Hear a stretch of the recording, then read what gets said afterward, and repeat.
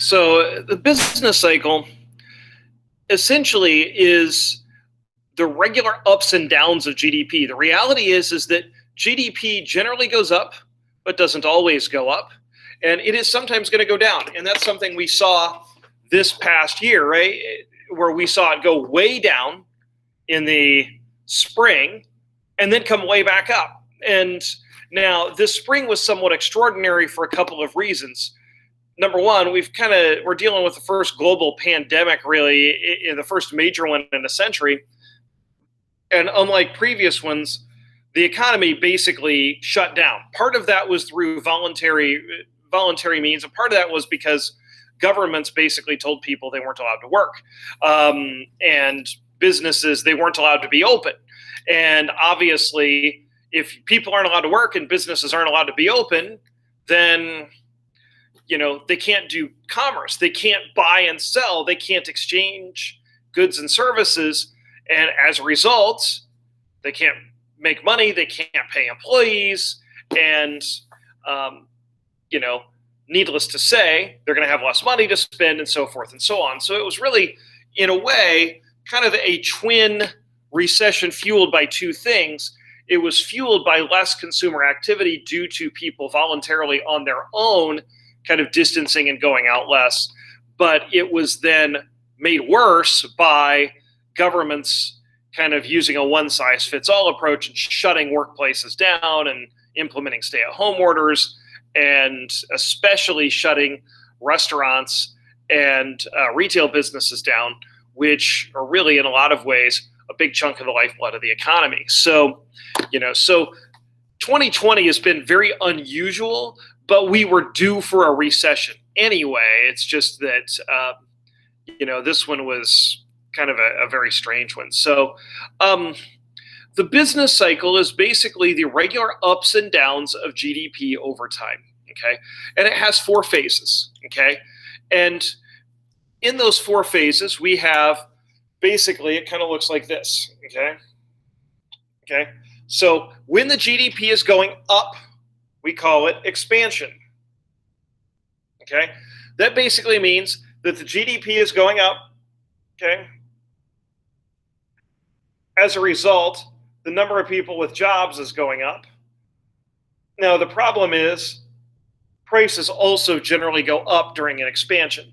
That's the one real negative, because economic activity is picking up. So in an expansion, the GDP is rising. And when we say the GDP, we're talking about the real GDP. So we're adjusting this for inflation. There's economic activity. Businesses are investing, hiring workers. Therefore, workers have money. They're buying goods and services, which, of course, funnels more money back into businesses. It's the circular flow of economic activity we talked about yesterday. Therefore, businesses have more money to spend and invest, so they produce new products, they hire more workers, they expand, they buy more capital goods, and, of course, those things don't make themselves, so those companies hire more workers because workers are also consumers. They have more money to spend, and the economy grows. Okay, people start looking to improve their lives. They buy bigger houses. They buy nicer cars. They spend more on entertainment. They live their lives and they spend money. And so the problem, though, eventually happens for a couple of things, a couple of ways. Number one is the economy just gets too overheated. And basically what happens is, one of the negatives of an expansion is prices go up. And eventually those prices go up to a point where they're unsustainable. They're too high. And now, even though wages are also going up, the prices of goods get a little bit too much. The other issue is that because people expect the good times to continue, they get involved in riskier and riskier investments. They start putting their money in, riskier stocks or kind of risky bonds, expecting to get big rates of return. Or maybe they buy more house than they can afford, expecting the price to go up and they can flip it at a significant profit. And maybe they're doing that. They're buying more house than they can afford because they know all they got to do is pay this low monthly payment for 3 years. And then before the monthly payment goes up, which it will if you have what's called an adjustable rate mortgage, I can flip this, sell it at a profit, and then I can take the profit I make and use it as a down payment on a bigger house. And this cycle continues. And again, that increases demand for things. It drives up the prices and eventually does a couple of things. It drives prices up to unsustainable levels, but we all know as well that high prices send signals to sellers to produce more of a good. And so what happens is the sellers produce more of a good than is needed. You have all this excess inventory now. You have all these, for example, excess homes that aren't being sold that are just sitting out there vacant. And thus the price of those has to come down, right? Because you have a surplus. And anytime you have a surplus, the price has to come down. And so that usually causes the expansion to end. And then we hit what's called the peak. The expansion ends and the recession begins. The peak is just a pivot point, okay? And then we go into a recession, okay? You will often also see the term recession called contraction. In a recession, the GDP is going down, okay?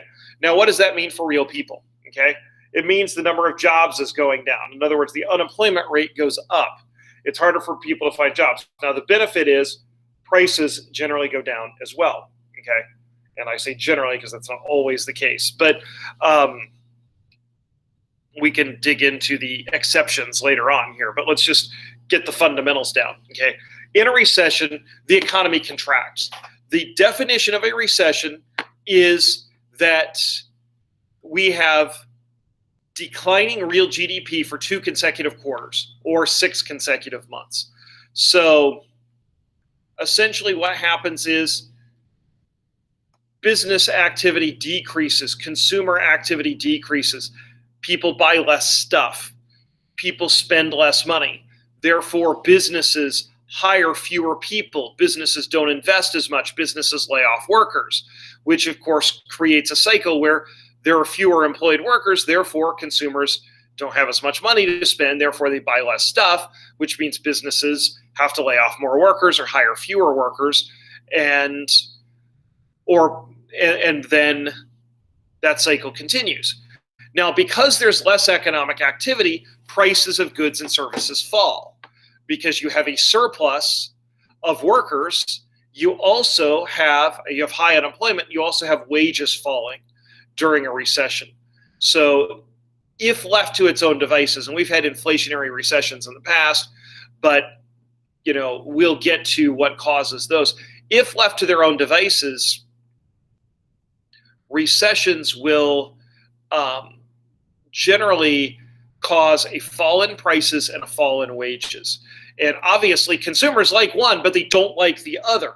And so a lot of times what happens is governments try to intervene to stop recessions by keeping wages high, either by forcing through a higher minimum wage or, Roosevelt in 1933 with the National Recovery Administration just basically across the board set wages in all industries with the idea of keeping them high, which kept prices high as well. And so what happens is that we have high unemployment. We have production capacity that's underutilized. In other words, businesses are not running at their full potential. We have people out of work. A lot of times recessions clean bad investments out of the economy as well. Some of the bad investments at the end of the peak. And so there's just less economic activity. Things go unsold, jobs go unfilled, or I guess the better way to put it is there are people looking for jobs that can't find them because there are fewer jobs available, and the economy contracts, okay? And then when it bottoms out, we call that the trough, okay? The trough is, again, just the pivot point from a recession to an expansion, okay? So the trough is where a recession ends and an expansion begins, okay? Now, we call one peak to one peak, so one full cycle of a peak recession expansion or a peak recession trough expansion back to the next peak is one full business cycle. Now, the one thing we have had happen here in the United States is really since World War II, we have had long expansions and very short recessions. And so the expansions have generally lasted about 5 to 10 years. Our recession's 9 to 18 months. And so, while it looks like kind of a wavy line, in reality, this is what our business cycles have looked like.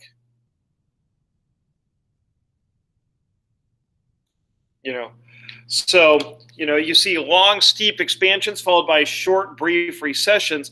And so the trend line for the economy is up. Overall, the economy grows over time. And we may have a few hiccups every now and then, but generally the expansions have lasted 5 to 10 years, especially since 1980.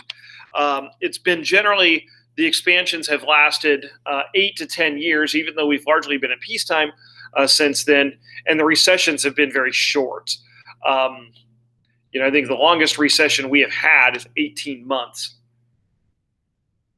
since 1980, and that was the recession, kind of the Great Recession, that was caused by the housing crisis, which was due to a number of factors. So generally, when we see expansions, we see economic growth, okay? And so during an expansion, the economy grows. And again, generally the economy grows upward. Since 1930, we have seen the real GDP increase on average by about 3.5% a year. So about every 21 years, the economy doubles, okay? Now, the one thing is GDP is what we call a lagging indicator. It lags. So in other words, we often don't know we're in a recession, a lot of times till we're out of a recession, because it takes some time to calculate the economic data. And, it's a snapshot of a picture of time, so it looks backward. So how can we forecast when a recession is coming? Okay, there's something called the Index of Leading Economic Indicators, things like the length of the work week, how long people are working, how many building permits are being issued. In other words, how many people are building houses and buildings? What are the unemployment claims, stock prices, new consumer goods orders, money supply, interest rates, new plant and equipment orders, consumer confidence, all these things. And it's kind of difficult to find all the little pieces, or I would maybe have us research some of those. All these things can often tell us before a recession hits if one's coming. If suddenly people are working less, that means employers are hiring less. If building permits are going down, that means that fewer people are building houses or businesses. Unemployment claims are going up. Again, that means people are hiring less. And so as a result, what we see is, okay, we can predict a recession is coming if those things start changing, okay? Now, the GDP formula, again, C plus I plus G plus net exports, if we increase any of those components, it will lead to economic growth. And so the one thing we saw is that when the recession hit earlier this spring, the pandemic recession in spring 2020, well, that was largely due to a decline in consumption because people were not going out as much. There was a significant increase in government spending to try to offset the decline in consumption, but it did not completely offset it. On the flip side, in Q3, the most recently ended quarter, kind of the June to August time period, it went up.